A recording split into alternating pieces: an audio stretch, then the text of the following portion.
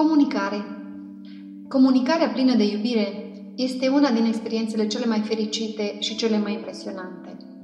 Cum pot ajunge să trăiesc această experiență?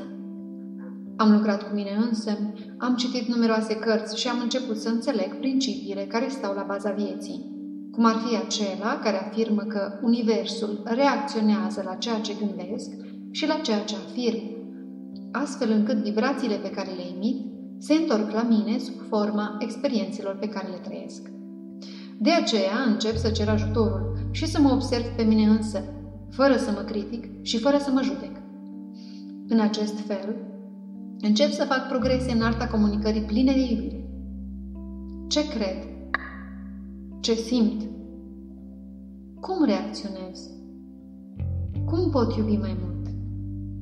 În încercarea de a răspunde la aceste întrebări, îi spun Universului: învață-mă să iubesc.